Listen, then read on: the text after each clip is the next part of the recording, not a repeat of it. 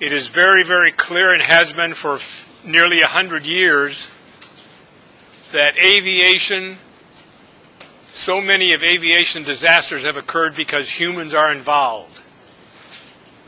Humans are still involved. There's no way around it, except maybe SpaceX's launch of the missile and came up and back down again on the same pad. Well, there had to still be a lot of humans involved in that. So we're going to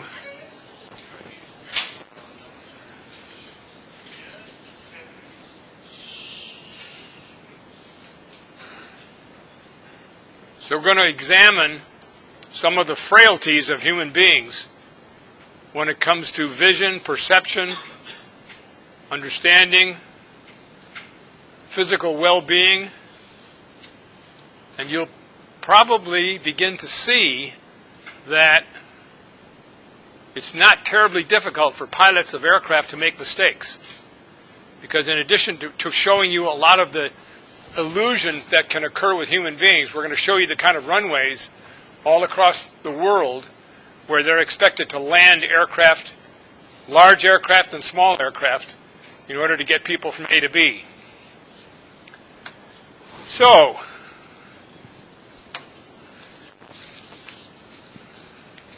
there's a blind spot in our eyes. I'm going to pass these out, and I'm going to show you what to do with them, unless you already know. It's possible you may have encountered this particular little quick test.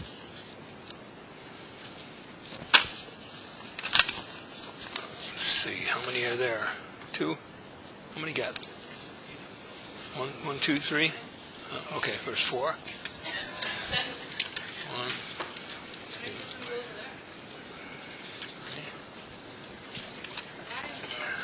2, 3.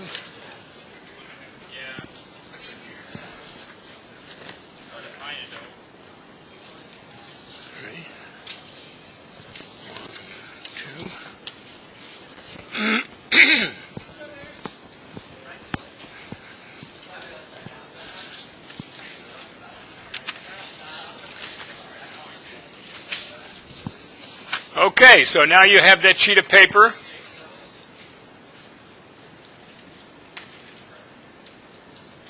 Osvaldo, how about waiting for me to give instructions? Wouldn't that be nice? Wouldn't that be courteous?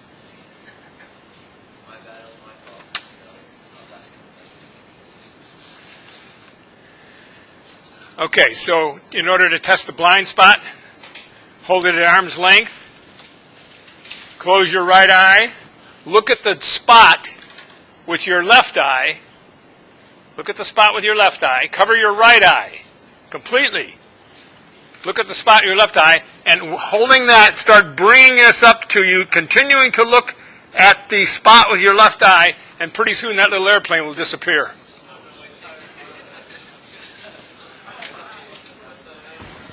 Bring it up slowly. But you've got to close your right eye completely. If you don't close your right eye, your brain will cheat. There's a spot at which, as you bring it closer to your eye, Kiara, is he having trouble? And you're trying to help him? How about if I help him? Wouldn't that make sense? Matthew, what's the problem?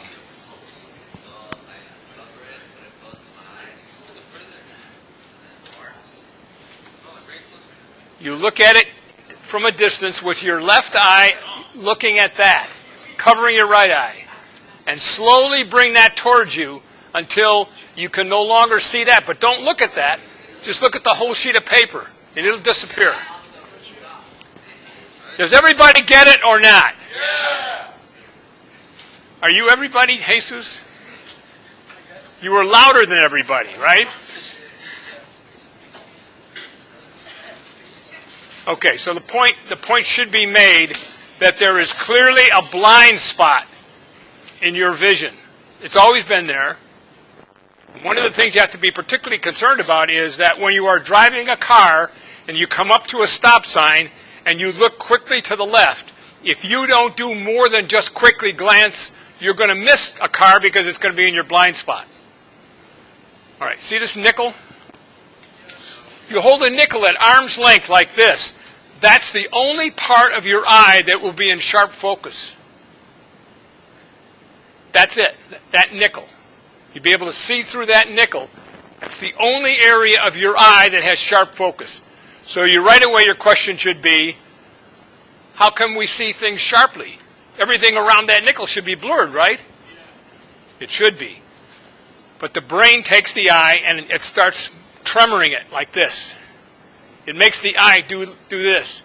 And each time it does it, the brain remembers 4/10 of a second after it moves. 4/10 of a second, it remembers that image, it remembers this image, it remembers this, it remembers each of the images as it's going back and forth. And it puts those images together, so when you see things, everything looks sharp, right? It's not. That's the extent of the sharpness of your vision, that nickel, held at arm's length. This whole area of vision and perception and spatial disorientation, I think, is pretty fascinating. We're going to take a look at some of the things that are kind of hard to believe.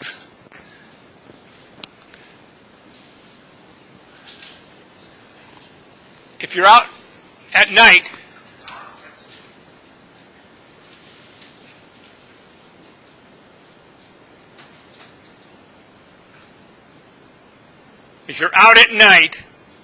and you want to look at a star, if you want to see that star, don't look at it. Look about 2 or 3 degrees away from it, and it will appear in your field of view. But if you look directly at that star, you're looking through that nickel. You're trying to look through that nickel, but it doesn't work at night, because at night, the cones do not function. Because the eye is built in such a way that the rods are used for nighttime and the cones are used for daytime. And as a result, at night, your eyes are inspired by things other than what you would see in the daytime. Jacob. So if like, for example, you have a job there tonight and you sleep there today, is your eye going to develop like nighttime seeing? If you sleep during the day? Yeah, like you have a job at night and you sleep there today, is your eye just going to... I don't know. I don't know the answer to that. I don't think so, because I think once you're born, you have a certain number of rods and cones, and that's it. You can damage them, and they won't repair, but I don't know that you can regenerate new rods and cones. I have no idea.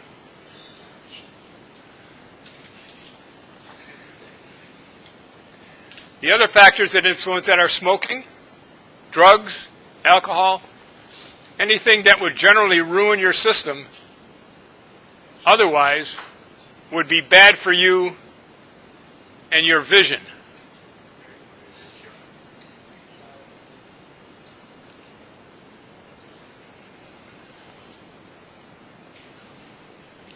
So at night, pilots try to avoid looking at anything bright. Whether they're on their way to the airport or not, they still do their best to try not to look at something very, very bright light, white light. Instead, they try to restrict their eyesight to things that are red lighted. In the cockpit, there are features in the cockpit of almost every airplane up in the dome light where you can turn on a red light only. You can illuminate the instrument panel with red light. Red light is not affected. It's much more accurate and it's much more available at night than regular white light is. And that's because of the difference between how rods and cones look at frequencies. Different frequencies have different colors. Matthew? That has to do with a long discussion about how we see things, and that means that, we see a very narrow range of frequencies. Right? There's infrared, and there's high infrared, and there's hyper infrared, and then there's blue light, and so at Fresno State I learned all about how satellites sense the Earth, and they sense it on about 10 different wavelengths, because those wavelengths pick up different things off the Earth that our eyes or a restricted scanner might not pick up. So it's really interesting to take a course on geographic information systems and called remote sensing. And by the way, you could tune into the satellite that crosses the Earth several times a day. You could tune in and you can actually watch that download coming to you, streaming down to you as that satellite crosses California. That's available to you. That's free, obviously, because we as taxpayers paid for it. Jacob. Do we pay for like the SpaceX? Like, No, that's Elon Musk. Elon Musk and his billions have paid for that. But where does he get the money from to launch a rocket? Federal government, right? Sure. NASA or somebody. Now, he's had to put a lot of money in on his own in order to prove to NASA that he could launch and return safely. But once he's done that, then he gets awarded contracts that hopefully, for him, will repay that money.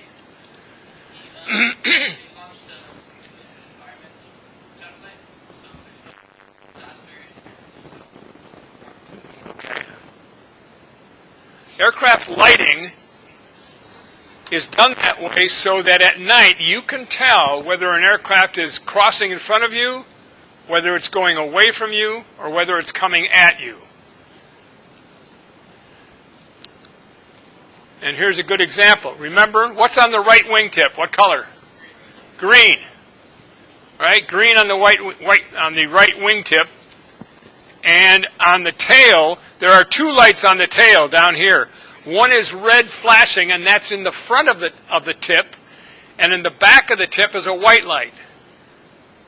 So based on the red tip over here on the left wing, the green light over on the right wing, the flashing red and solid white light in the back, you can tell almost immediately whether that aircraft is crossing from left to right, right to left, coming at you, or flying away from you, just by virtue of recognizing the light pattern. At night, however, it's, we talk about VFR, 3-mile visibility. That sounds like it might be on the test too, doesn't it? Anyway, we talked about 3-mile visibility in the daytime. At night, you can see way farther than 3-mile visibility, because now it's a prominent lighted object, right? So at night, you can see 75, 80 miles, where in the daytime, you might only be able to see 6, 7, 8 miles. It's just amazing when you get up in the air above Fresno, how far north you can see up beyond Stockton. And nearly down to Bakersfield.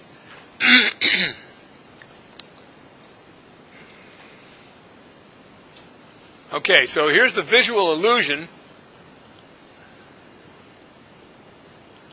The eye moves 30 to 50 cycles a second.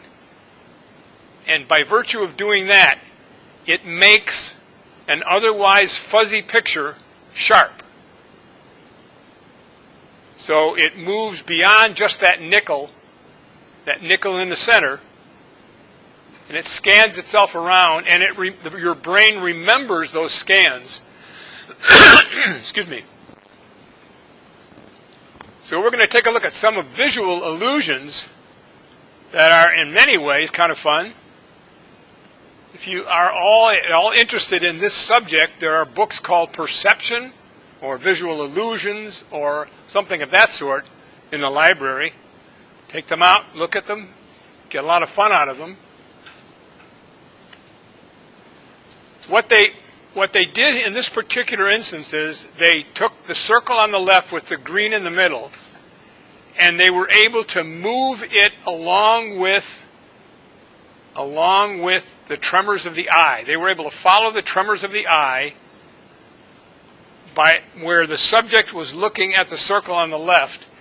And I don't understand quite the process, but by doing that, it eliminated the person's ability to see the green circle. So this is one of the basic tricks of showing that, in fact, the eye does some strange things. And in fact, the final determinant of all of that is the brain. The brain is the one that takes that information and tries to make some sense out of it.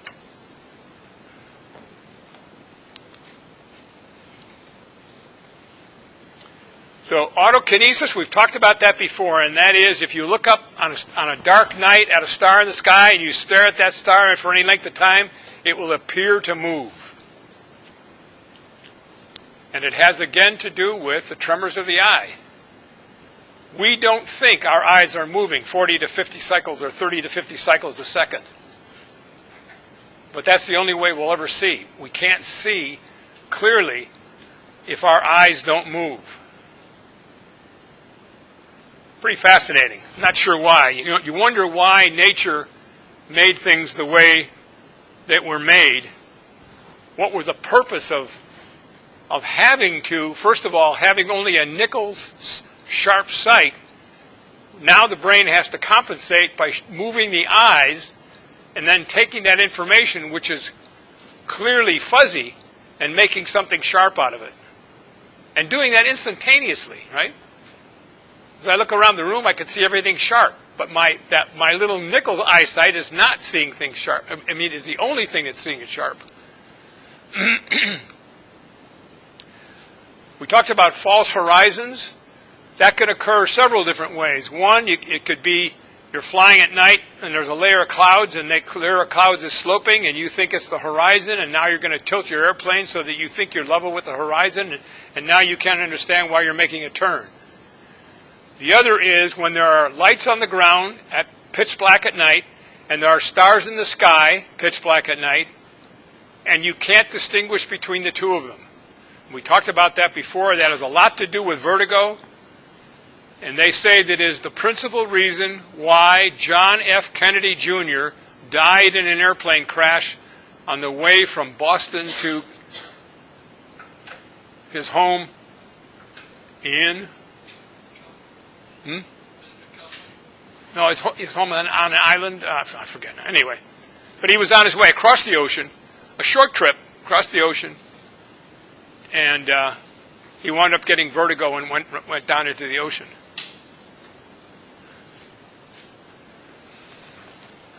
So landing illusions are the toughest thing, I think, for most pilots to deal with, certainly at night, but also in the daytime. And we'll look at some of the reasons why that's the case. Here are some visual illusions. Let's take a look at this one up here. You might think that vertical line is longer than the horizontal line. It's not. It's the same size. Over here, you may think that this horizontal line is the same as that one, is different, and they're not. They're the same size. The same here. This horizontal line is the same as this horizontal line. But if you're not kidding yourself, you have to admit that this line looks shorter than this line. This dot happens to be right in the center of the horizontal line.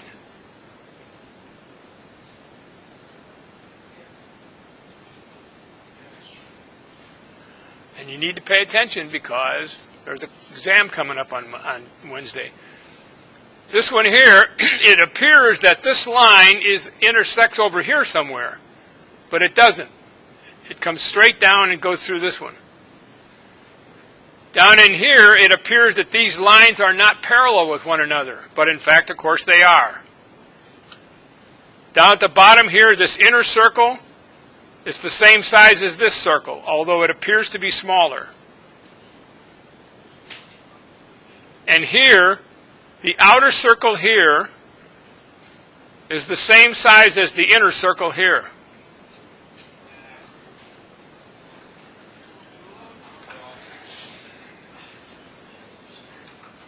Okay, so for the next 60 seconds, stare at that color circle and don't move your eyes.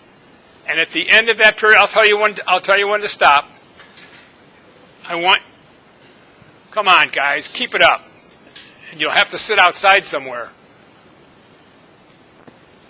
At the end of 60 seconds, I want you then to very quickly look over here, and you're going to see the opposite colors of the color wheel on the left.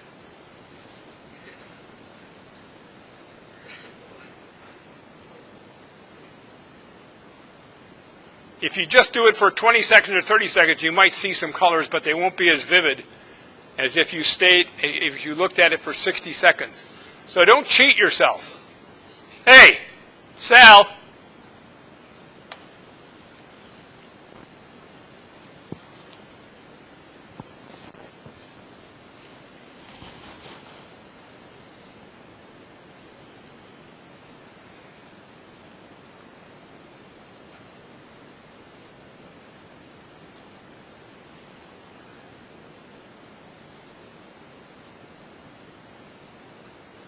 Okay, try it. Try looking at the gray square. Blink in your eyes if you have to.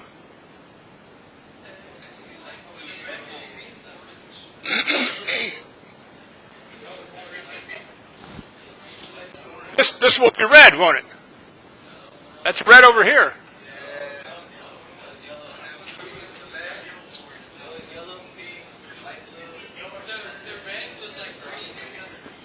All right, go to the library and find a book where it's nice and vivid, and then you can sit there all by yourself and test it out.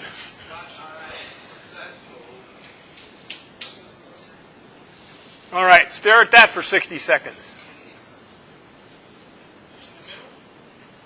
Anywhere you want to, just stare at the picture. Stare at the lines primarily.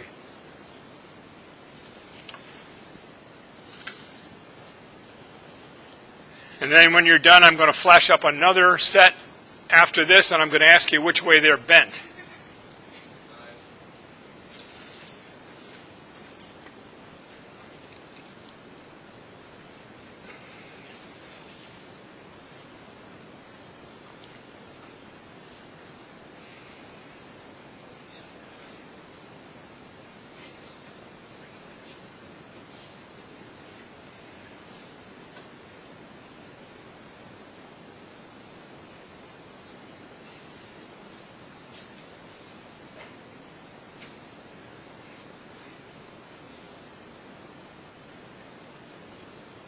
Okay, which way are they bent?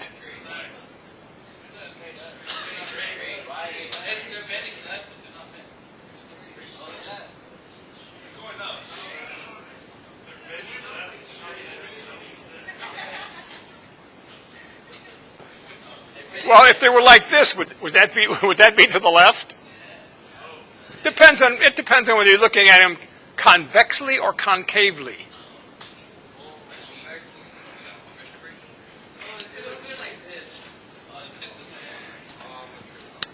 Which is the biggest barrel?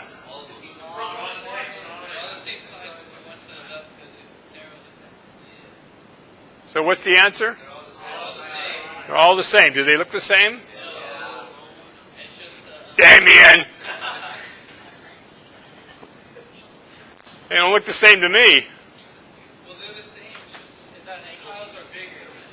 They're all the same. Yes, of course they are. That's the whole idea of these visual illusions.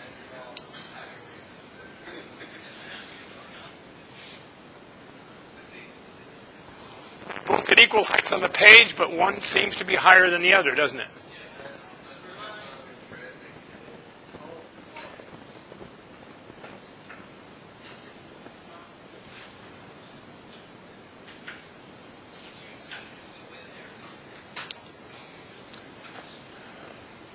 Which horizontal black bar is bigger than the other? Yeah, this whole exercise is to show you that when the things appear to be different in size, they're really the same. So the top black bar is the same size and thickness as the bottom black bar.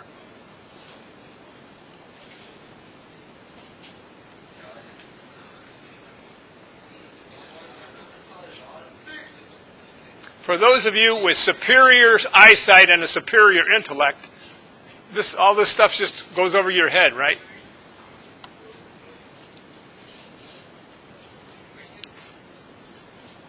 Okay, let's take a look and see what pilots see.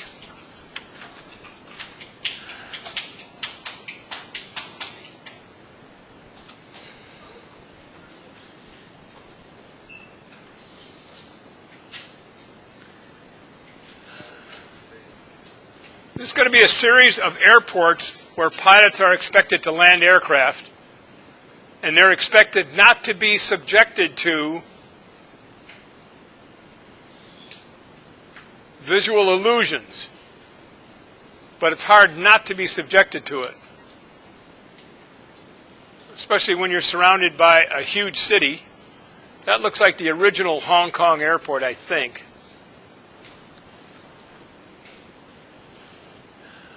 But you can imagine trying to descend from 2,000 or 3,000 feet,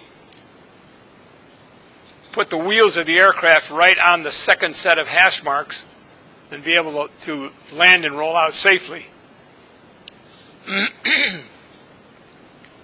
As you're approaching these runways, especially runway 2, left and right, you're expected not to land in the water. You're expected to ignore the fact that there are no visual perception features available to you.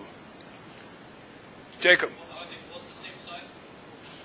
Both what, the same size? They're both landing strips. Is that right? Is this another illusion? They're not both the same length. One's a little longer than the other, right? But what I'm pointing out to you when you have to come in over water is that in World War II, parachutists who parachuted over water, and I think I mentioned this to you before, they were told that before they got to the water, they had to release and get out of their parachutes because the parachute could come down and land on top of them, and they would probably drown because they couldn't get out from underneath the parachute soon enough. So the problem was that because there's no depth perception available over water, they were releasing themselves sometimes from as high as 200 or 300 feet above the water and dying because they couldn't tell. They kept thinking, well, I must be getting close enough, so I'm going to get out of my parachute now. That's the difficulty coming in over water for a pilot, or being over water in any event is difficult because there is no depth perception. Depth perception occurs in two ways. You know, Eric, you already know? Okay, hold on. Depth perception comes about in two ways. Number one, by roughness. If you can see texture, you can usually tell. It's an important part of telling how far or how high you are or how far away. Depth perception comes from, number one, roughness of texture. Number two, it comes from the comparison of known sizes. So if I'm coming in for a landing and I see a couple of airplanes waiting next to the runway, that's a pretty good indication that I know how high I am above the runway surface. One of the problems I had with student pilots learning to land is that they wanted to look down the runway. They wanted to be able to see the runway coming at them. But as soon as the runway starts moving underneath the aircraft, it blurs. So there's no way for them to tell any roughness. So I have to make them look off to the left, away from the runway, 45 degrees, so that they can see the roughness coming slower, and then they can perceive it better, and then their landings improve considerably. So the two things you need, roughness of the surface and comparative sizes of familiar things.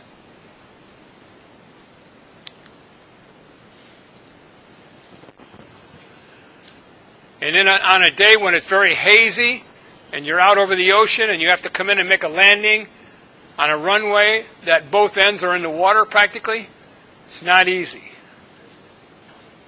Here's a runway that was built out of practically nothing. Can you imagine the number of columns that had to withstand the heaviness of a commercial airliner landing, sometimes landing very hard?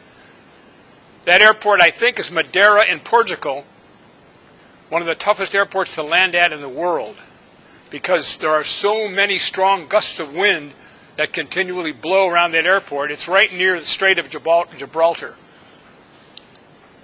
There you can see that airport from the air, how it just literally drops off at both ends. This end, not so bad, but bad enough. The other end is nearly straight down. This is what's fun about flying around the United States in a light plane, like I've done it enough times. And that is, you land at some of the prettiest little strips right out in the middle of nowhere. Sometimes they're grassy strips, sometimes they're hard surface. I'd rather be a grassy strip. But hard surface is fun too, because you can brake easier than you can on grass. But in any event, they're usually in some beautiful areas.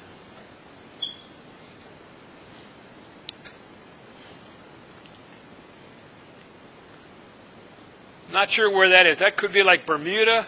or one of the islands in the Lesser Antilles, perhaps. That's very similar to Catalina Island, by the way. Catalina Island's airport runway is 1,602 feet above the ocean on a cliff just like that, straight up. And it's very, very difficult for newcomers to land successfully. And we've talked about this before, and I think I pointed out to you before about the buffalo burgers, and you go out there and you sit down on a bench and you watch everybody making fools of themselves trying to land properly. Yeah. There's a little runway they squeeze between two parts of the ocean. Some of these I'd like to visit. Pardon? There's another little tiny grass strip.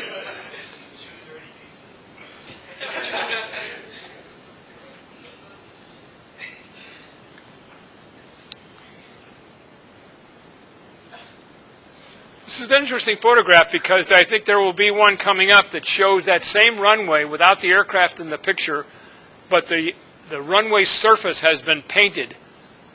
It has been, so either this is a deteriorated picture or it's a picture before they resurface the runway.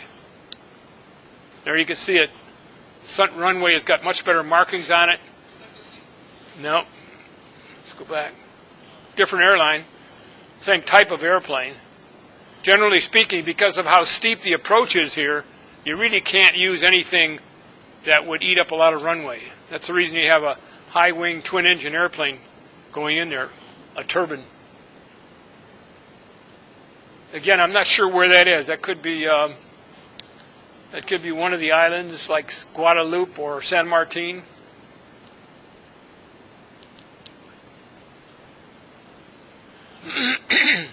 But it's the same island, obvious. Just look at the runway. It looks a lot better. Better markings, better surfacing.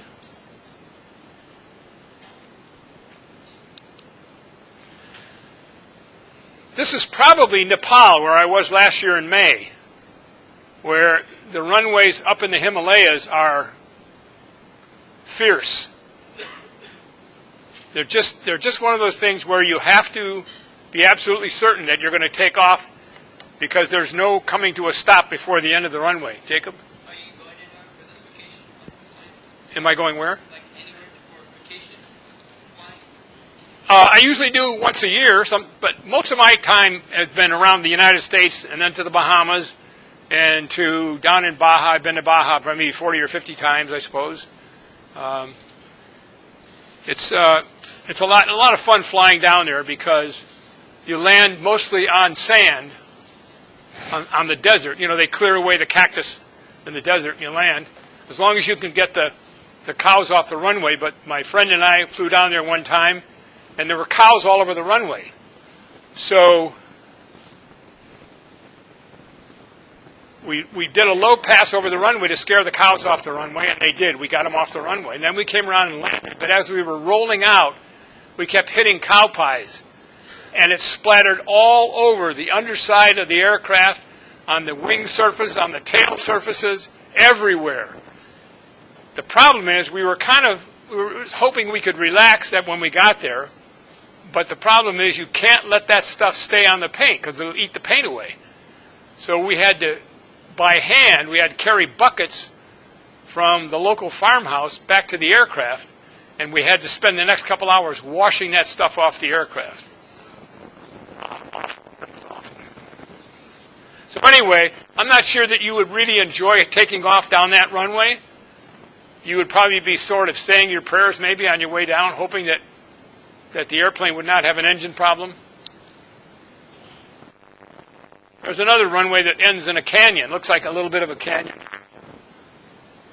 Somebody's resort. I'm not sure where that is, but it looks like it's got a pretty tough golf course.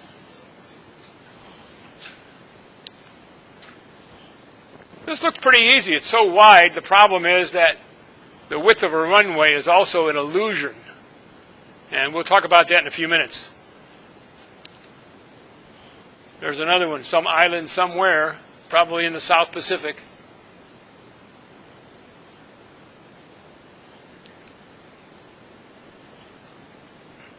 That looks like the kind of landings, the kind of terrain, and the sandy soil in the Bahamas. I've been there enough to have a pretty good feel for it. I'm guessing it's probably the Bahamas. Again, you have to guess, right? I mean, if it's not marked like that, you have to know in advance about how long the runway is and whether your aircraft can land and stop in that short a period of time. But is that the only thing you have to be concerned about? There are two things you have to be concerned about when you're going to land at that runway. One is, can you land and stop in time, right? What's the other thing? Pardon? Can you take off? You can land in a distance much shorter than you can take off. So the big issue you have is, yeah, maybe I can land there, but can I get off the island, or can I get off that runway with the amount of space available to me? So those are the first two things you want to be concerned with. And then, yes, weather and your capability, the loading of the aircraft, how many pounds is the aircraft at gross weight, or is it less than gross weight? Is the wind right down the runway, or is there no wind? That sort of thing. But yeah, the first thing you have to worry about is, will I get off the runway? Will I be able to take off if I can land? Like that one. That looks pretty short to me, based on the number of fence posts that you can almost count from there to the road, or to the end of the runway. What does that 2-2 mean?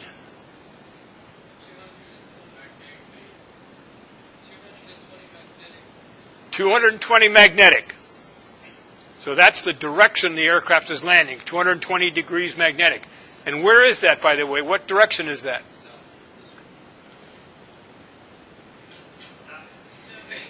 Is it west? Is it south? It's south?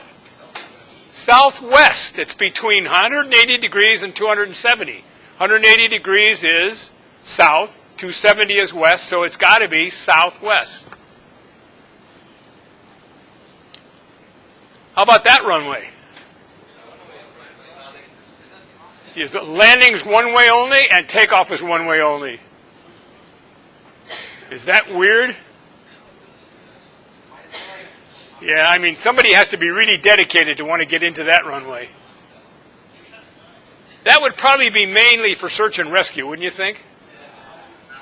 Or somebody that got badly injured skiing, something, medevac.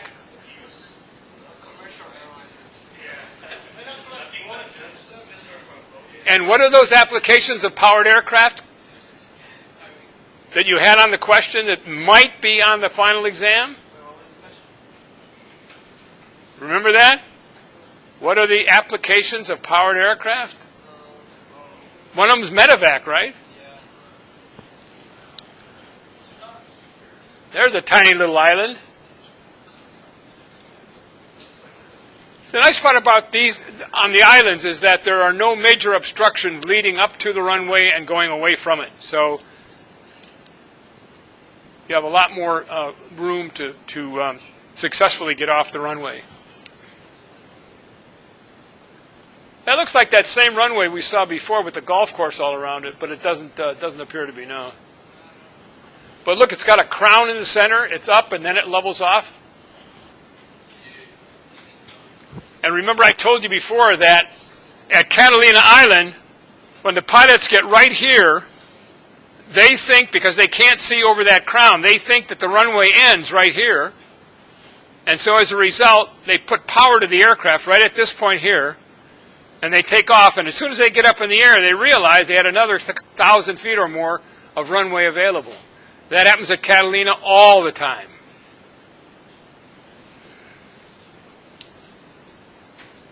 Now, this is a pretty tiny one. I'm not sure that I would be terribly comfortable landing in this one, but I can't tell how short it is. It does look short, but I can't tell for sure.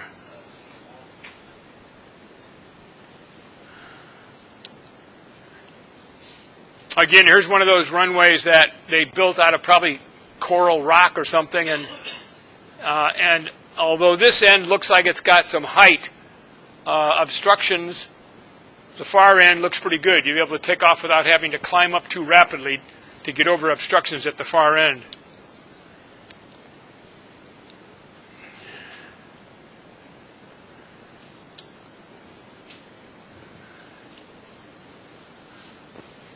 So, before I finish with this, I want to tell you that if you learn at a runway like Chandler, where it has about a 100-foot wide runway, if you learn to fly there, and then you go to an airport that is either narrower or wider than Chandler, you're going to probably nearly damage the aircraft. I have taken students from Chandler to Harris Ranch. Anybody ever been to Harris Ranch? It's a very, very narrow little runway, real narrow. So what happens is they're used to a runway this wide. So they're coming in for a landing, and the runway is narrow. They want their peripheral vision to pick up, to widen that, and they keep waiting and waiting and waiting, and pretty soon they slam into the runway because they don't realize they're landing at a very narrow runway. And so they misjudge, and they're going to maybe break a nose wheel off. I've had to pull the yoke back so many times with students who underestimated their ability to judge, and I've warned them ahead of time. If you go to an airport that has a narrow runway, you're going to slam into the pavement. The opposite of that is taking them over to Fresno Air Terminal, where the runways are huge. And so what happens is they come in for a landing, and now they'll level off about 50 to 100 feet above the runway, expecting to touch down, because their peripheral vision tells them, you know, my peripheral vision as I come down lower and lower keeps getting wider and wider, right? Well, they get to the point where it widens out like they remember at Chandler, so now they stop their descent and they start leveling so they can touch down slowly. And what happens? Boom! They drop it in from 50 feet. Sometimes they actually take the landing gear and it gets shoved up into the spar of the wing. In fact, there was an Arrow that somebody had done that to an Arrow. An Arrow is a Piper aircraft with a retractable gear. Then they took it over to Chandler and parked it where they rented it and didn't say anything to anybody. And so when the next person that came out and inspected the plane, they could see bulging at the wing where the landing gear had been shoved so hard up into the wing itself that it actually buckled the top of the wing. We are positive that that person tried to land at an airport that had a big, wide runway because they were used to landing at Chandler with a mid-sized runway. The other thing is that if somebody damages the nose wheel, we know they tried to land at a narrow runway instead of a normal-sized runway. So those are the kind of illusions that pilots are dealing with all the time, not just day and night, not just the width of the runway, but all the other factors, including their own temptation to see an illusion that's not really there. I'm not sure, but I think Japan, this is China, it looks like. I'm not sure whether it's, the Japanese like to build runways out in the middle of the ocean, or in Yokohama Bay, or Tokyo Bay, I guess it's called. And so this is a taxiway. You can tell that by the yellow stripes on it, right? That's a Boeing 747.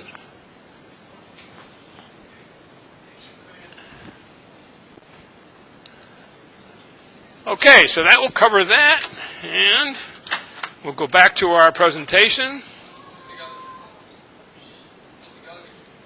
Yes. Okay, so hold on here. Okay, let's take a break, 10-minute break. Bathroom, water, brain, a brain break.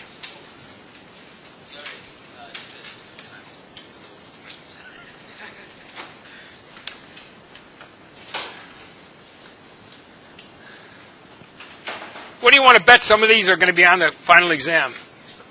What do you think, Nico?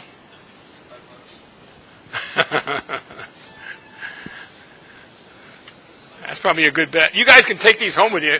Show your parents how there's a blind spot, and when you do something wrong, you can say, well, I didn't really did it wrong because you were looking at me through your blind spot. See how far that'll get you.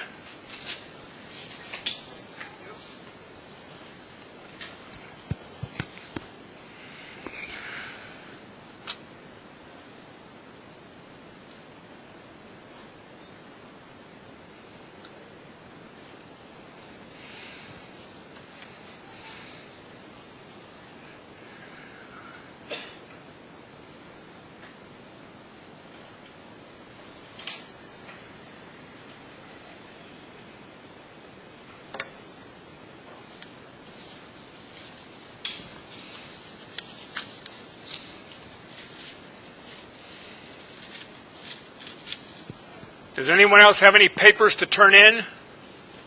Please turn them in if you have them.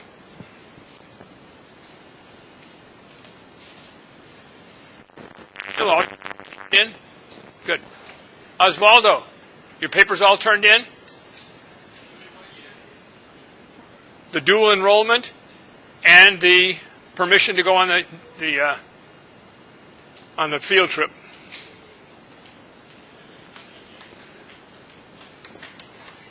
Is everybody going on the field trip, or some of you don't want to go and you're going to stay here and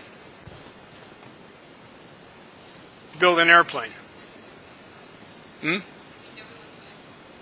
You're going to go or no? I think everyone's going. You can what? I think everyone's going. You too? Yeah, okay. Well, it's really very, very interesting to get up in that control tower and see what goes on with the aircraft coming in and landing and taking off again, and then going into the radar room to see how they spot aircraft coming into their radar scope and what they look like and the information that's attached to each tag. It's definitely a worthwhile trip.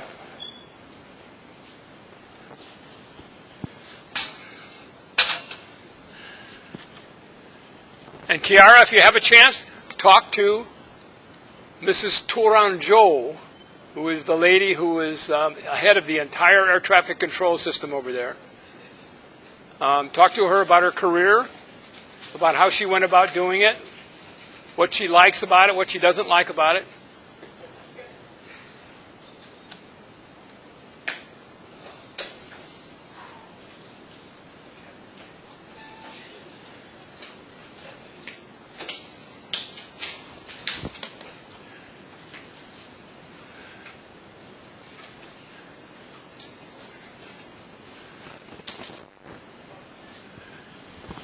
You know, while you're sitting there waiting for everybody else to come in, you ought to maybe just check over your notes one more time and make sure that what's up there on the board, that's the reason I left them all up there, so that you can make sure that you took reasonably good notes.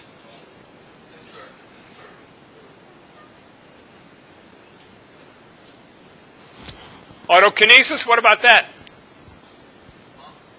Does that mean anything?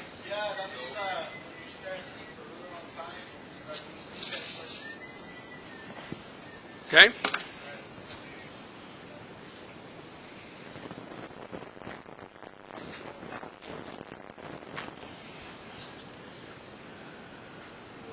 Francisco, what does it mean when I said a nickel at the center? What does that mean? Right here.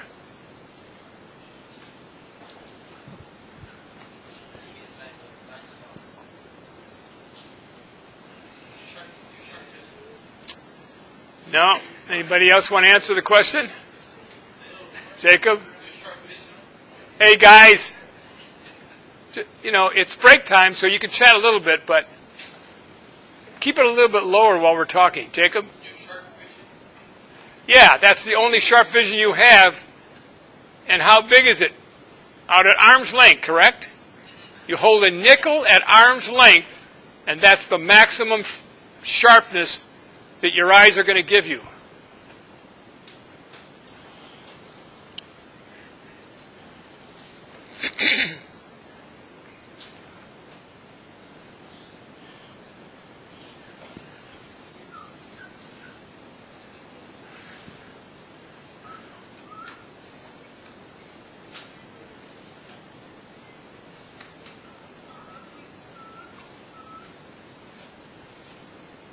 Well, it sounds to me like we have a bird in the class, in which case a bird needs to be put in a cage somewhere and hung from the ceiling. The cage, not the person. And although it's break time, I will allow the bird to just sit there and tweet away. Did anybody ever hear the story about the canary in the coal mine? I should say, canary in the coal mine. What? I mean, Sergio. What? Hmm?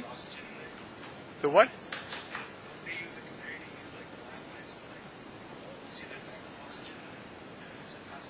Yeah, that's correct. Sergio said it correctly, and that is, you put the canaries are in the coal mine. So if a canary drops dead, it will drop dead from a very, very light mixture of poisonous gas. And as soon as that happens, everybody clears out, or they put on their gas mask or something. So it's called the early warning of problems are almost always referred to as canary in the gold mine. And in many, many cases, there are signals or signs or symbols that represent something that's going to happen fairly early on. You get an early warning that something's going to happen. Right now, aren't we trying to find out an early warning for earthquakes? Yeah, we sure are. And right now, there's really no way to tell enough in advance to save a lot of people. There's one big thing that can happen called the Cascadia subduction zone. And if you're ever curious enough to look it up in the textbooks in the library, look up Cascadia subduction zone. It's probably going to be the next most severe earthquake ever to hit the western United States, the western North America, I should say, the entire North America. Pardon? What, Matthew? It's supposed to be like a massive earthquake or something? It's supposed to be like a what? Massive earthquake or something? Yeah. A subduction zone is where one of the Earth's plates is diving underneath another Earth plate. So the Juan de Fuca plate is diving underneath the North American plate. It's subducting underneath it. And it turns out that subduction zone, they were able to tell, happens every 300 years. And the 300 years is up right now. So they're saying that could be the worst thing that has ever happened probably in the history of the world. That subduction zone, if it creates an earthquake, it will probably kill millions of people and do more damage financially than anything that's ever happened in the world. What area? It runs right down along the western United States. It runs inland. So literally the coast from Alaska down to northern Illinois will be affected by it.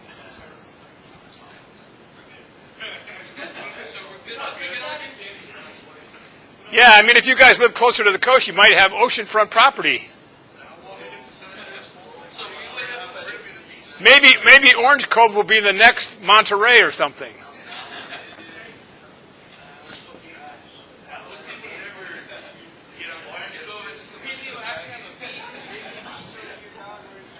Okay, break us up. Let's get back to.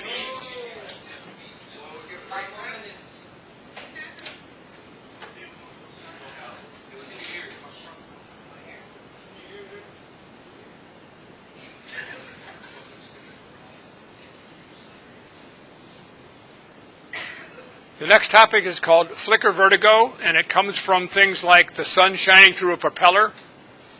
It also can come from driving along a highway when the sun is fairly low and you're going along a row of trees. And it can affect you if the cycles are anywhere from 4 to 20 flashes per second. That's happened to me so many times, and it really is true. You get really weird. You get a little bit upset vertically. You get somewhat vertigo, not so bad, but your system starts getting upset and responding in a funny way.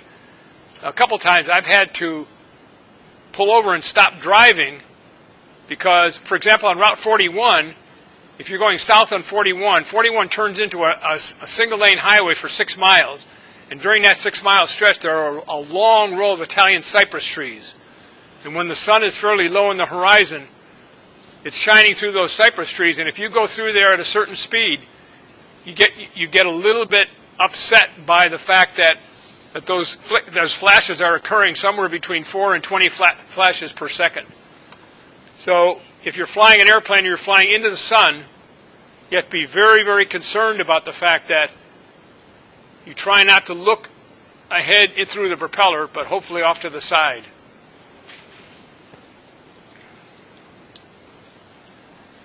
Disorientation. We've talked about disorientation a number of times in this course. We've talked about vertigo in particular and how I induce vertigo in my students,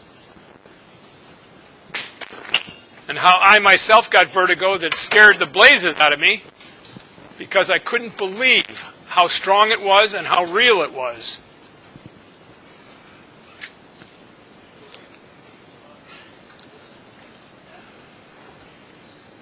Part of spatial disorientation comes from the lack of peripheral vision. When you're flying an aircraft or even driving a car, your peripheral vision is constantly telling your brain information about what it sees. And if for some reason or another you lose those signals from peripheral vision, you can get very, very disoriented. So in an airplane, when you're flying and you're in solid and cloud, you have no peripheral vision. Your peripheral vision can't see the horizon, it can't see the ground, it can't see trees, it can't see anything. It sees nothing but white or gray or dark gray. So you've already lost one major thing when it comes to orientation. Peripheral vision goes away, you have a very difficult time. So the only thing you're left to do is concentrate on the instruments in the airplane to maintain them at straight and level.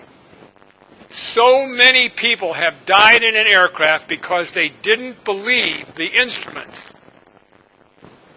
The instruments were telling them that the plane was banked, and yet they're banked. And so, trying to get out of it, probably the opposite flipped it over and went down.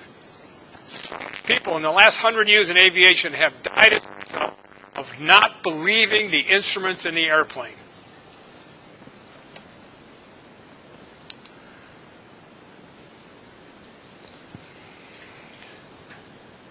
So in the areas that are of most concern, and that is the inner ear has 3 circular canals, one in each of the frames of reference. One in each of the frames of reference. And when any one of those goes bad, it can cause a tremendous amount of trouble. So here, you can see the 3 canals, and each one of them has inside what they call the scapula and these little hair cells. And so when the fluid inside this canal is moved by the plane either rolling, yawing, or pitching, the fluid moves. It causes these what I call cilia.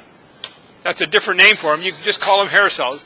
It causes those hair cells to sway one way or the other. So look at the bottom where it says no turn.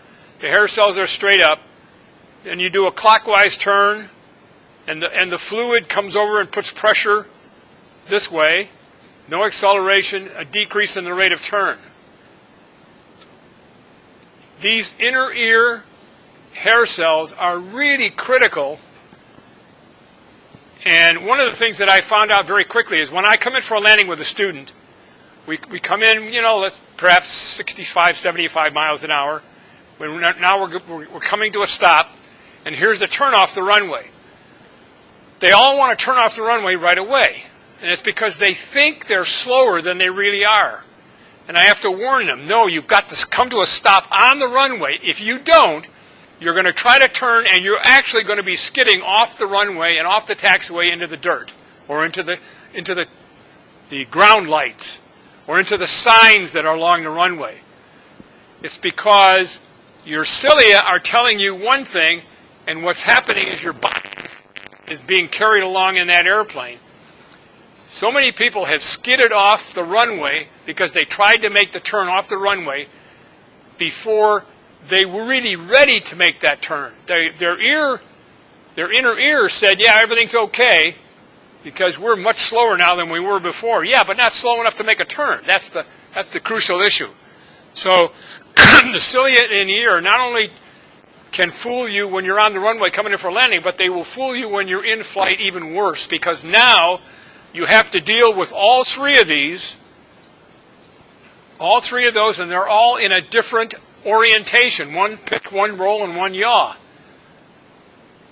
And these nerves get transmitted to the brain.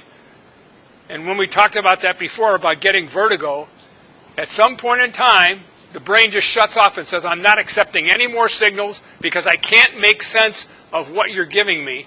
When it shuts them off, then you have no idea whether you're upside down or not. It's like you're floating. I wish I could take every one of you up and show you how fascinating and how scary it is to get vertigo.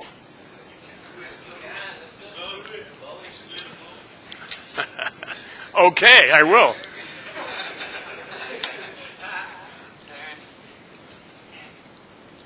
There are illusions that lead to disorientation, and they have just funny names. It's just one of those things where the Coriolis is probably the worst of them all, and that's where you lose orientation in flight because your three circular canals in your inner ear are giving all the bad signals to your brain. The next one is a spiral. Let me tell you about a spiral. Many, many years ago, probably in the early 40s, the Air Force were losing cadets because the cadets were trying to fly in cloud, and for whatever reason, they weren't able to do it. So they took the cadets up, and they put them in a cloud, and they started a stopwatch. Anywhere from 16 seconds to 2.5 minutes, it took for that cadet to wind up, thinking he was flying it straight and level, to wind up in what we call a death spiral. Like this. You keep spiraling down. You're making a steep turn, and you're going faster and tighter and tighter. The first thing that a cadet tries to do, he tries to level the wings. He tries to pull back. He doesn't realize he's in a turn because the centrifugal force and the centripetal force make him think like he's sitting upright, right? But he knows he's in a bank, so he tries to pull back and get out of it, and makes it worse. And I have to tell you a sad tale. Some years ago, Don Engen used to be the head of the FAA, and he and his good friend went for a glider ride in the Owens Valley. And although they're not 100% sure that it happened, they are almost sure. And that is, they got into a spiral for whatever reason. They might have stalled into a spiral where they were going like this. And by yanking back on the yoke of the glider before the wings were level, it tightens up the turn. It makes the turn even worse, and very quickly will tear the wings off the glider. So that's what happened to Don Engen. He was only out of the FAA maybe a year. He had retired from the FAA maybe a year, or maybe there was a new president that came in and appointed a new FAA director. But he and a very, very good, experienced glider pilot were flying in the same glider together near Bishop in the Owens Valley. And they died as a result of the wings of that glider coming off.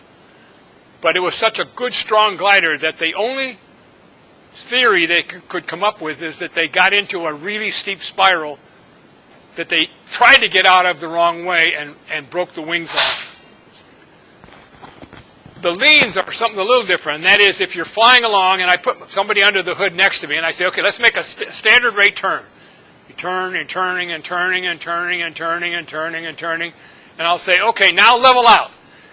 They'll level out. As soon as they level out, and they're only watching their instruments now, as soon as they level out, they want to fight it because now they think they're leaning in the wrong direction. Their whole body wants to do something to make their body straight up and down.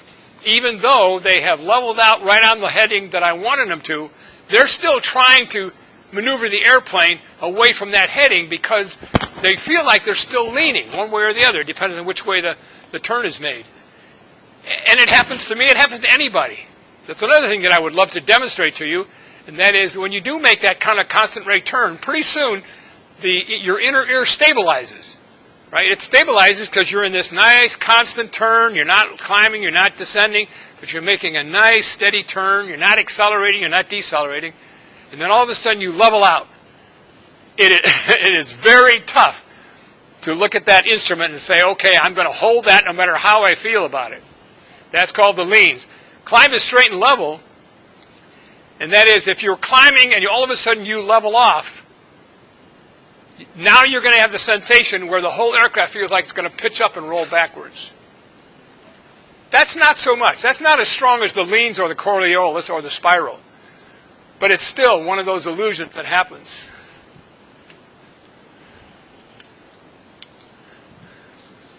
Respiration. There are 4 types of hypoxia, but I'm not going to expect you to name any of the 4, because even up to the time I did research for this lecture, I didn't know that there were 4 different kinds of hypoxia. So I'm not going to tell you what they are. If you're interested, go look in the library. Don't worry about trying to remember them. All I want you to do is remember hypoxia is the absence of oxygen in your system.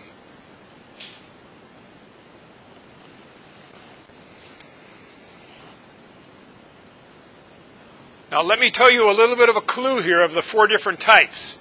It could be that your lungs aren't working properly.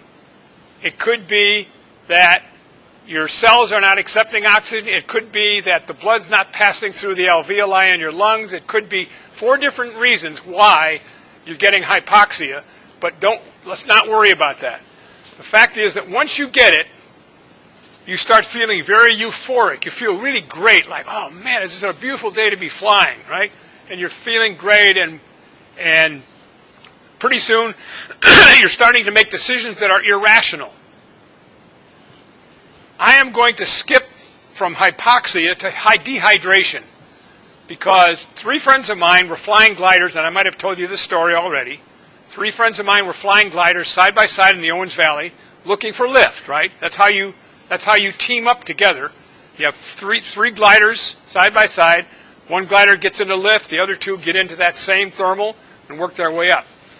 So John and Bruce Patton were flying along, and Mario and Bruce Patton and John Shelton, and all of a sudden, John was on the outside. He takes off and he does some really strange stuff.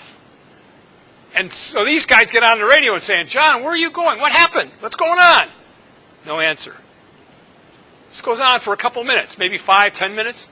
Finally, John comes back up and joins them.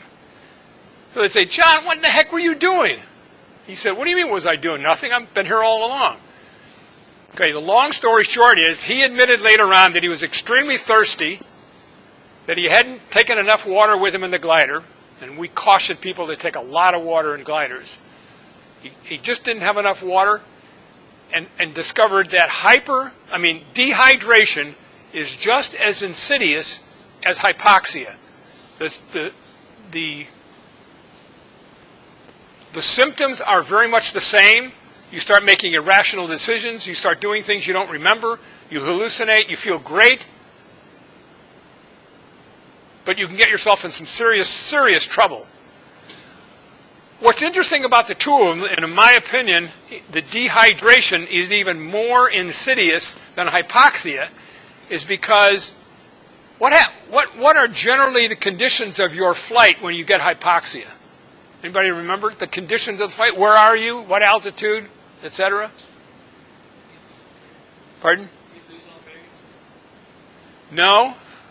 No, you might be completely aware of the flight. You get hypoxia usually sometime beginning at 12,500 feet in altitude. So, the other way to determine whether you're getting hypoxic is to look at your fingernails. And if your fingernails are blue, you are now hypoxic. You have gotten hypoxia. You're not getting enough, Eric. Zip it, Eric. You've gotten not enough blood into your system, oxygen into your system through your bloodstream. And so your fingernails are blue, and you're at altitude. So, with hypoxia, you know 2 things for sure. You're at altitude and your fingernails are blue. So now you can say, okay, I have hypoxia.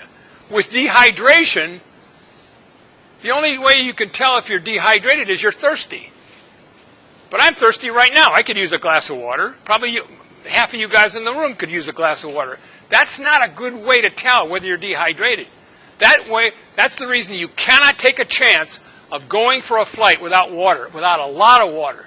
Hopefully a couple of gallons of water in one of those backpacks that you guys have seen when you go hiking. You have a backpack that, I don't know what they call mules or donkeys or something. Anyway, the point is that the reason that dehydration is more serious and potentially more damaging is because you don't know that you're getting dehydrated. So just keep that in mind. There's a real big issue going on in aviation circles about the difference between dehydration and hypoxia. And I claim dehydration is far more dangerous. So the FAA laid down a rule, and it said, after 30 minutes over 12.5, the pilots must use oxygen. Period. Then, if they pass 14,000, they have to put it on all the time. But if they're over 12 for after only 30 minutes, so he could climb up to say 13,000, and if he's there only 20 minutes and he comes back down again, he doesn't have to use oxygen, right? So on a quiz exam question, it would be, if a pilot climbs up to 13,000 for 20 minutes and climbs back down again, is he required by the FAA to use supplemental oxygen? No. Not. And remember, our FAA standards, are they minimum or maximum? Oh, and you might get that on the question, on the test too, huh? They're minimum, right. And that doesn't mean that you want to follow the minimum. If you're a smoker or a drinker or somebody with heart problems, you certainly don't want to just say, oh, I'm going to wait till I'm over 12.5 or 30 minutes. Most guys, if they already know they're smokers or drinkers, they probably wouldn't even go over 10,000. They probably wouldn't go over 8,000. When you're on a commercial airliner and you start taking off and you get up to 38,000 feet, how can you still breathe? Pardon? Pressurized cabin. The what? Pressurized cabin. Pressurized cabin. At what altitude is it pressurized? 8,000 feet is usually the standard pressurization for most airline aircraft. Eric? What altitude is the commercial airline? Pardon? What altitude? Commercial airlines. Commercial airlines, they usually fly at anywhere from 33 to 38,000 feet. But they only have to pressurize to 8,000 feet. But still, you got the difference between 8,000 and 30, let's say 38,000, right? So now you're a flying bomb, because that 8,000 pressurization at 38,000 feet is bulging, trying to bulge the outside of the aircraft. That's the one main reason why the British probably lost their chance to be number one in aviation circles in the early days of jet transport. The de Havilland Comet had a problem with pressurization. It started putting cracks around the windows, and a couple of them exploded in air. And that brought the hopes of the British to a big halt in terms of being able to do better than the United States when it came to commercial aviation. Jacob. Is that the reason why we have, so there's two windows in the aircraft? The inside window has a little hole drilled in? Is that the reason why? That little hole is primarily for condensation. There should be no holes at all anywhere in that entire aircraft at all. So you have a double window. You have the inside window with the little hole. You have the outside window that's sealed up completely. And as a result, and that's the reason the windows are round, by the way. If they were square, the weakest part of every window is right at the corner. But if you make the edges, the corners of the windows round, you dramatically improve the strength of that window being able to withstand pressure. So pressurization is good, but if you lose pressure and you decompress, let's say at 38,000 feet, it doesn't take too long before your blood boils and you die a very, very ugly death. So Pilots are trained that if for some reason or another something tragically happens at altitude in a commercial airliner, they will take the nose of that aircraft and they will point it nearly straight down.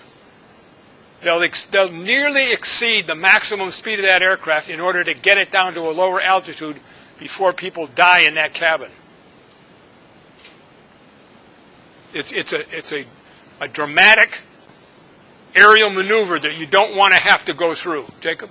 So, you know how there's superstition where like if someone dies in an aircraft, it's a theme park? So what if someone dies in an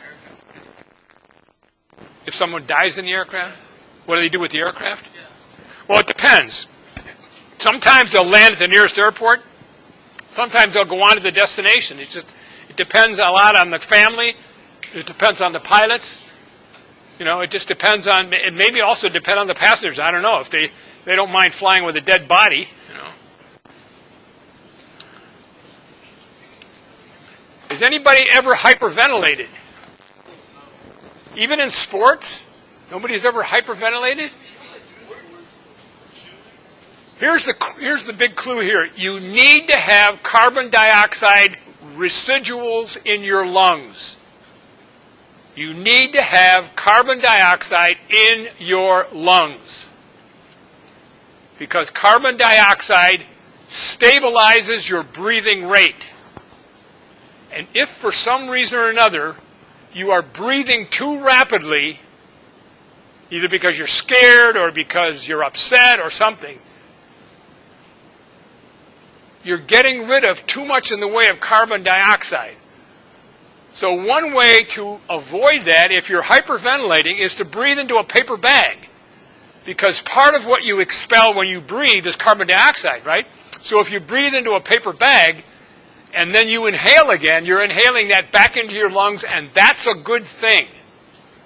You need to have a certain amount of carbon dioxide in your lungs all the time. So here we are to dehydration. I've covered that already. You have a pretty good idea what dehydration is all about. And to me, it is by far the sneakiest, most insidious, most damaging of all the human medical factors that can occur to a pilot in flight. Dehydration. On the ground, doesn't matter. You can stop and get a Coke. You can stop and get a beer. You can stop by a local drink somewhere and get some water. You might even be in the mountains and you can go to some mountain lake and filter the water. But just keep in mind that it is entirely possible that hypoxia is not as dangerous as dehydration.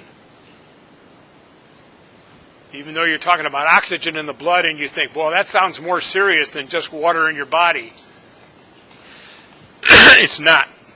The lack of moisture and water in your body is much more serious than what you would incur in hypoxia. And what is the reason why? What is the main reason why hypoxia is not as dangerous as dehydration? What, Jesus? What? That's exactly the reason. Because you know that you've got hypoxia, but you don't know that you have dehydration. That's correct. Okay.